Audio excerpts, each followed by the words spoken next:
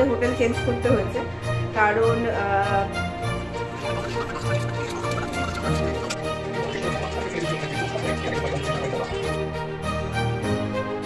Hello friends, আপনারা সবাই কেমন আছেন? আশা করি সবাই খুব ভালো আছেন।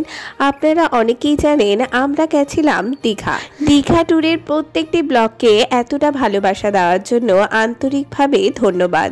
আশা করি এই ব্লগটিকেও সমান ভালোবাসা দেবেন। 2 নাইট 3 ডেজের দীঘা ট্যুর এবার আমাদের ভালো মন্দ মিশিয়ে হয়েছিল।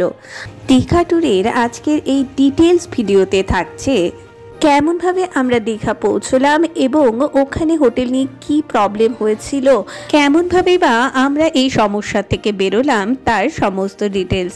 তার সঙ্গে থাকছে ঢেউসাগর, এক অদ্ভুত সুন্দর জায়গা দীঘাতে, এবার গিয়ে প্রথম দেখলাম, দারুণ লেগেছে, তার সমস্ত ডিটেলস জানাবো আপনাদের।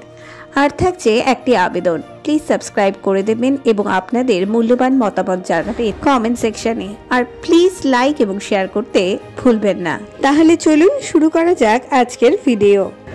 আমরা রওনা হয়ে গেছি এনজিপি স্টেশন থেকে। কোথায় যাচ্ছি আমরা? করে বলো।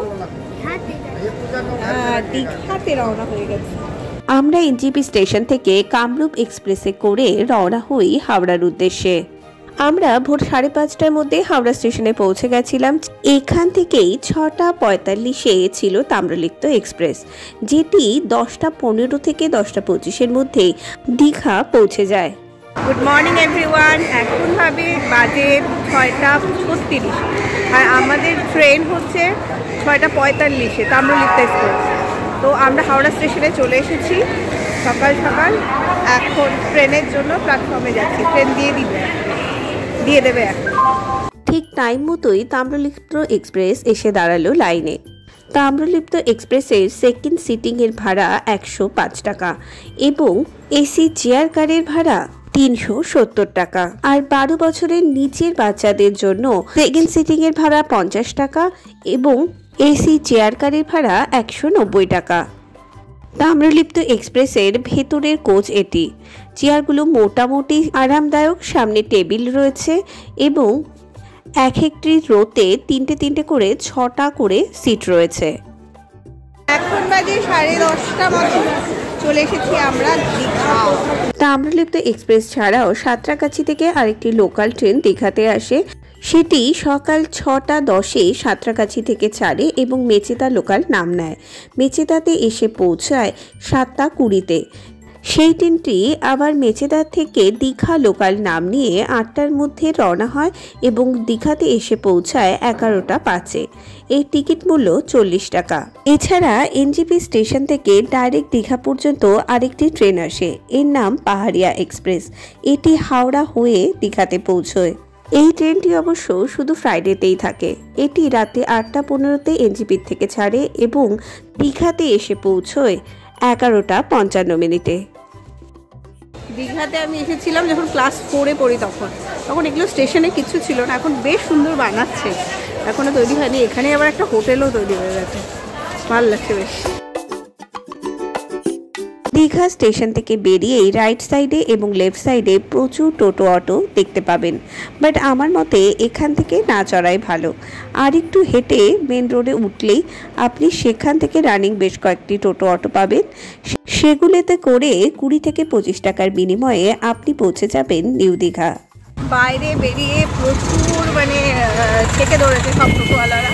শেষে যদি হোটেল বুক করা থাকে তাহলে অনেক দামাদামি, আমাদের যেহেতু বুক করা আছে আগের থেকে, অনেক দামাদামি করে 50 টাকায় আমরা এই 3 জনে মিলে যাচ্ছি।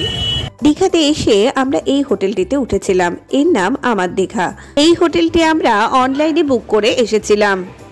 এটি সি ফেসিং হোটেল না হলেও সমুদ্র থেকে এর দূরত্ব পায়ে হেঁটে 2 থেকে 1 মিনিটের ছিল।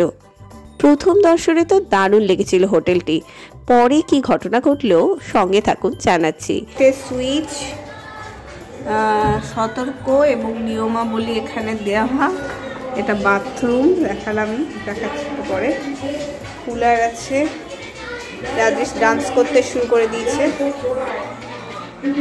বাথরুমটিতেও গিজার, কোমোড এবং বড় আয়না, সাবান, শ্যাম্পু যা থাকে 3 স্টার হোটেলে তার সবকিছুই ছিল।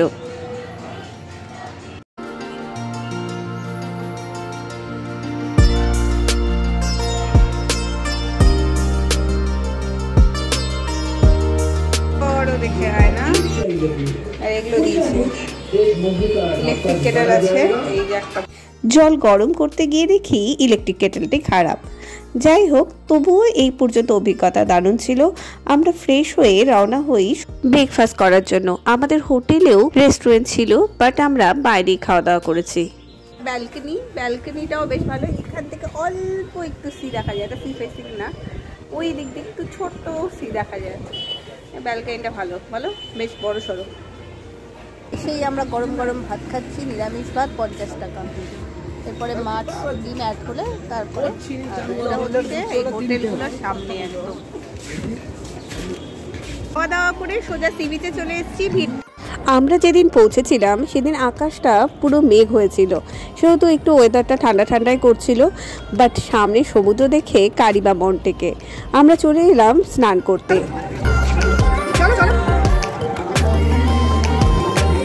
সময় এসেছিলাম, অনেক ফাঁকা ছিল আর মেঘলাও ছিল ওয়েদারটা। এখন একটু রোদ উঠেছে, দেখুন কি লেভেলের ভিড়।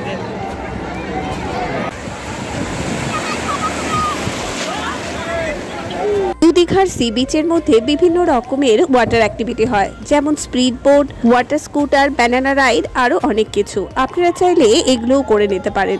স্পিড বোটে এক একজনে 200 টাকা করে নেয় এবং সমুদ্রের প্রায় 2 কিলোমিটার ভেতরে নিয়ে যায়। আর ওয়াটার স্কুটারের ক্ষেত্রে এক একজনের 600 টাকা। একটা ওয়াটার স্কুটারে দুজনও যেতে পারে, কিন্তু পার হেড কিন্তু 600, 600, 1200 লাগবে।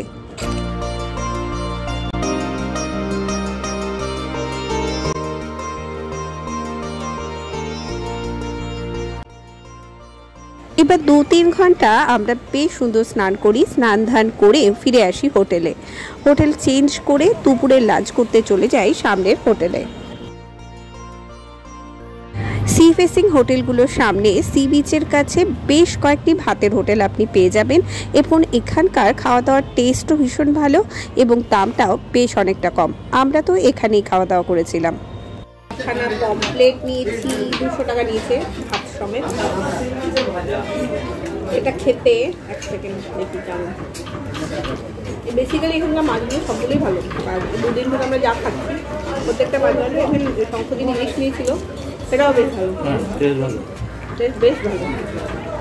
আর এরা সরষে বাটাটা খুব ভালো করে, এখানে আসলে অবশ্যই সরষে বাটা খাবেন। খাওয়া দাওয়া সেরে আমরা চলে আসি আমাদের হোটেলে।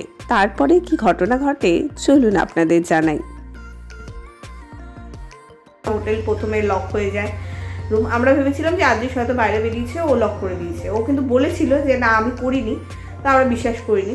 পরে দেখা গেল বেসিক্যালি লকটা খারাপ, সেটা ওরা নাকি জানেই না। তারপরে কি হলো, আমরা স্নান করে এলাম। স্নান করে এসে যাওয়ার সময় বলে গেছিলাম যে ওদের আবার মানে সেন্ট্রাল গিজার নিচ থেকে অন করতে হয়, তো বলে গেছিলাম। এসে দেখি আধা ঘন্টা হয়ে যাচ্ছে, ভেজা জামা কাপড়ে আদিস থরথর করে কাঁপছে, তারপরেও কোনো গরম জল আসছেই না। তারপরে অনেক বলা টলা চিৎকার চেঁচামেচি করার পর অন্য ঘর থেকে গরম জল নিয়ে এসে আমাদের দিল। ওদের নাকি গিজারও খারাপ, আমাদের সামনেই সেগুলো মেরামতি হলো। যাই হোক, আমি সেগুলো ভিডিও করিনি কারণ এত মাথাটা গরম ছিল। এক জায়গায় ঘুরতে এসে তারপরে 1500 টাকা রুম রেন্ট নিয়েছে ওরা, তারপরে এরকম সমস্ত ফেসিলিটি। পরে অবশ্য বলেছিল যে আপনারা তাহলে রুম চেঞ্জ করুন। মানে আমরা প্রচুর চিৎকার চেঁচামেচি করার পর শঙ্করী বললো যে ঠিক আছে আপনারা রুম চেঞ্জ করুন। প্রথমে তো সেটাও অ্যালাউড করবে না। তো তারপরে আমরা বলি যে না থাক, আমরা কালকেই চলে যাব, এই রুমে আর আমরা থাকবো না, আর আমরা চেঞ্জও করছি না। আর গিজার তো লাগছেও না। লকটা তখন এসে মিস্ত্রি এসে প্রায় আধা ঘন্টা আমরা লক থাকার পর মিস্ত্রি এসে খুলে দিয়েছে। মানে আমাদের টাইমটা কিভাবে ওয়েস্ট করেছে ওরা। যাই হোক, তো আমার মনে হয় আপনাদের এটা জানানো দরকার। আমি ওই রুমটারও রিভিউ দিয়ে দিয়েছি।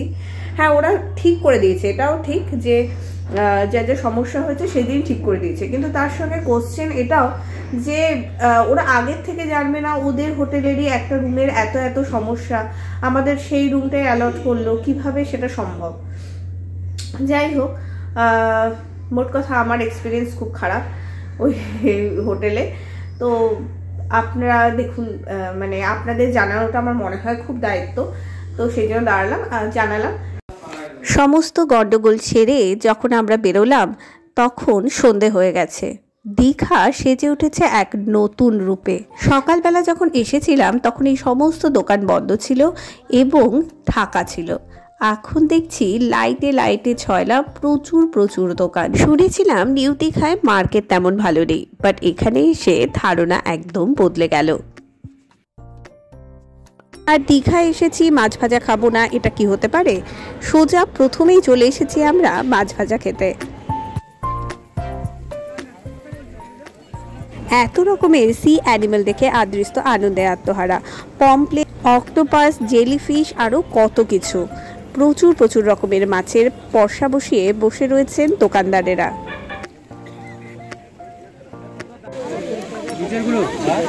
ওটা আছে আপনার 40 টাকা পিস, তিনটা 100 টাকা। আর এই 50 টাকা, এটা 50। হাত দেয় না। আচ্ছা, আর এই কাঁকড়া কত নিচ্ছেন? কাঁকড়া আছে, এগুলো 60 টাকা করে আছে, এগুলো 40 টাকা করে আছে। এটা কি? এটা অক্টোপাস আছে। আমরা নিয়েছিলাম 60 টাকা দিয়ে একটি কাঁকড়া এবং অক্টোপাস। বাড়িতে তো অক্টোপাস খেতে পারি না, তাই ভাবলাম একটু টেস্ট করে দেখি।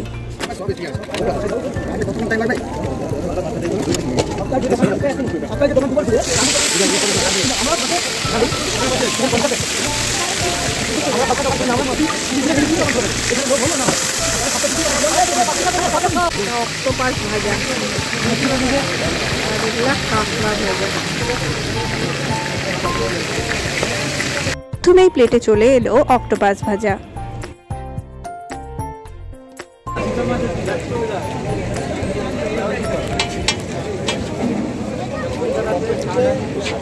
পটকা হয় না মাছের, পটকার মতন খেতে অক্টোপাস।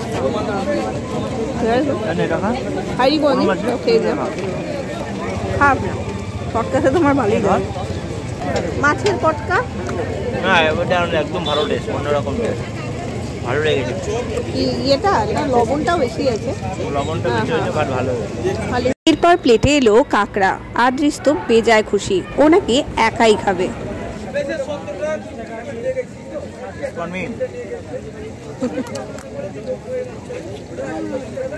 আপনি বাপ কি করু,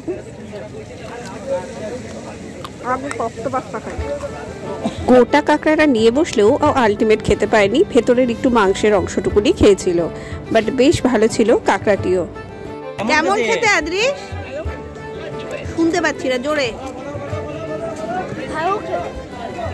মাছ ভাজা খেয়ে প্রথমেই আমরা চলে গেলাম ঝিনুক এবং শঙ্খ দিয়ে তৈরি এই শৌখিন খেলনা দোকানটিতে। কত কিছু রয়েছে এখানে। বাচ্চা থেকে বড় সকলকে আনন্দ দানের জন্য বিভিন্ন জিনিস নিয়ে বসেছেন দোকানদারেরা। বন্দুক দিয়ে বেলুন ফোটানো থেকে বাবলস, বাচ্চাদের গাড়ি, বিভিন্ন সাজগোজের জিনিসপত্র, ব্যাগ, চুড়িদার, আরও কত কিছু। কি নেই এই মার্কেটে।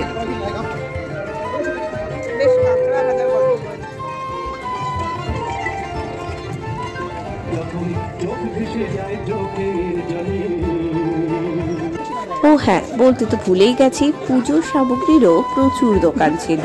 বিভিন্ন রকমের শঙ্খ এবং ঝিনুক রয়েছে এখানে। তার সঙ্গে রয়েছে বিভিন্ন ধরনের চাট, বাদাম, আরও অনেক কিছু। ও হ্যাঁ, কাজুরও বেশ কয়েকটি দোকান দেখলাম রাস্তায় বসেছে। কিন্তু এখানকার টোটোওয়ালা আমাকে বলল এখান থেকে কাজু না কেনাই ভালো, এগুলোর কোয়ালিটি নাকি অত ভালো হয় না। আরেকটি ইম্পর্টেন্ট ইনফরমেশন দিই, মার্কেটের পাশ দিয়ে যে রাস্তাটা সি বিচে যায় তার পাশে এই চার্টটি টাঙানো ছিল। এটি এই ভ্যানগুলোর চার্ট। ভোর 3টার থেকে এখানে এই গাড়িগুলো লেগে যায়। 10-12 জন করে থাকলে একটা টিমে 100 টাকা মতো করে পড়ে। পুরো মোহনা, উদয়পুর, শঙ্করপুর মন্দির সব কিছু একসঙ্গে কভার করে। এবার সমুদ্রের ধারে হাঁটতে হাঁটতে আমরা চলে গেছিলাম ঢেউসাগরে। যদি আপনি সি বিচ ধরে হেঁটে যান, ঢেউসাগরের দূরত্ব নিউ দীঘা থেকে হাঁটা পথে 5 থেকে 6 মিনিট। সি বিচের দিক থেকে এটি ঢেউসাগরের গেট। 10 টাকা টিকিট মূল্য। আমরা এবার ভেতরে ঢুকবো। এটি একটি দারুণ জায়গা। ভেতরে ঢুকে দেখি একটা ফ্যামিলি নাচছে, তারপরে দেখে আরও একজন।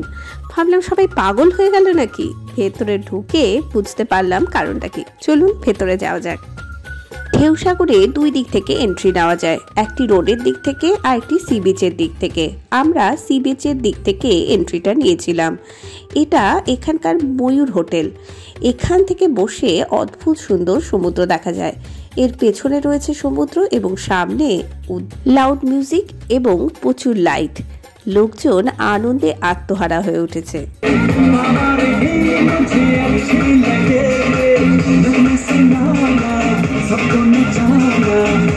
আগে বলেছি ঢেউসাগরে প্রবেশ মূল্য 10 টাকা, আর বাইক পার্ক করলে 10 টাকা, আর গাড়িতে 20 টাকা।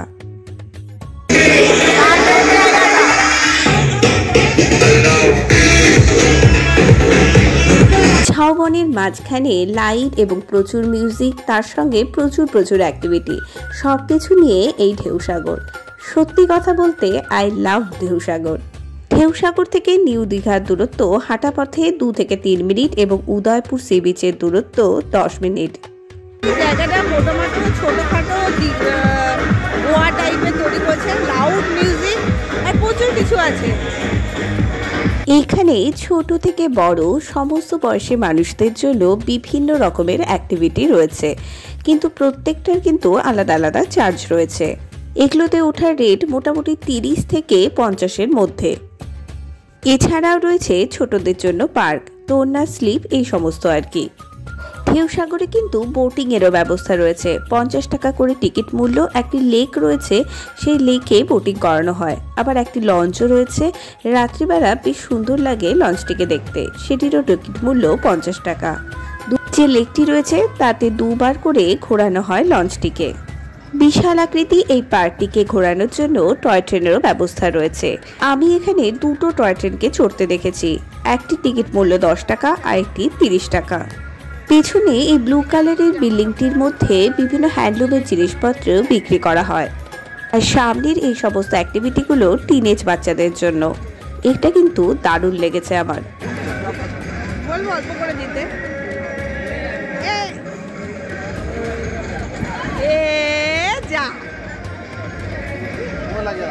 এই অ্যাক্টিভিটিগুলো পার করে সামনে রয়েছে বেশ অনেকটা ফাঁকা জায়গা। এখানে কার, সাইকেল এই সমস্ত রয়েছে বাচ্চাদের জন্য। এগুলোর বিভিন্ন রকমের দাম, কোনোটা 10 টাকা, কোনোটার আবার 50 টাকা। এখান থেকে মেনলি টয় ট্রেনগুলো ছাড়ে এবং টয় ট্রেনগুলো কিন্তু আলাদা টিকিট কাউন্টার নেই, আপনাকে এই টয় ট্রেনের সামনে থেকেই টিকিট কাটতে হবে। আর ভেতরে কয়েকটি ইনডোর গেমের ব্যবস্থা রয়েছে এবং খাওয়ার বেশ একটি রেস্টুরেন্ট রয়েছে, চাইলে খেয়ে নিতে পারেন, কিন্তু শুনেছি খাবারগুলো খুব একটা টেস্টি নয়। আর বড়দের যে সাইকেলগুলো রয়েছে এর ভাড়া এক একজনের 50 টাকা এবং এটি একটি গাড়ির ভাড়া 400 টাকা। খাবার এখানে আইসক্রিমও ছিল, তার সঙ্গে টার্কিশ আইসক্রিমও ছিল। আত্রিশকে করতে দিয়েছিলাম, এত রেগে গেছে বেচারা আইসক্রিম দিচ্ছে না জন্য যে কি বলবো, কান্নাকাটি শুরু করে দিয়েছিল। আরও রেগে যাচ্ছিল জন্য ওরা আরও বেশি করে মজা করছিল। 2 মিনিট ধরে ওনারা এই আইসক্রিমের খেলা খেলেছে। ভিডিওটা একটু লম্বা হচ্ছে জানি, বাট এটা না দেখিয়ে থাকতে পারলাম না।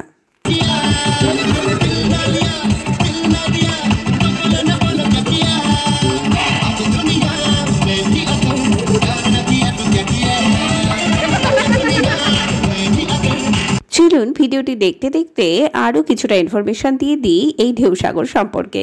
ঢেউসাগর খোলে সকাল 9টার সময় এবং বন্ধ হয় রাত্রি 9টাতে।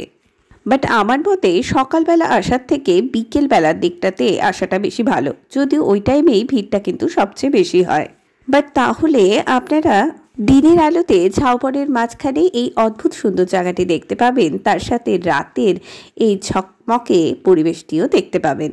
প্রায় 2 মিনিট কসরত করার পর আলটিমেট আদ্রিস তার আইসক্রিম পেয়ে গেছে।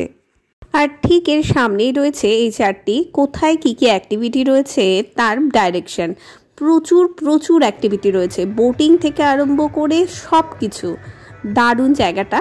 দীঘাতে এলে এটাতে অবশ্যই আসবেন এবং সময় নিয়ে আসবেন।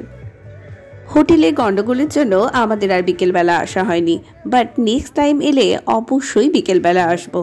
কেমন লাগলো আপনাদের এই ঢেউসাগর সেটা অবশ্যই কমেন্ট সেকশনে জানাবেন। ওকে বাই, আজকের মতো ভিডিও এখানে শেষ করছি। দেখা হবে নেক্সট ভিডিওতে। নেক্সট দিন আমরা কি কি করলাম সেটা অবশ্যই জানাবো। Okay bye, see you again.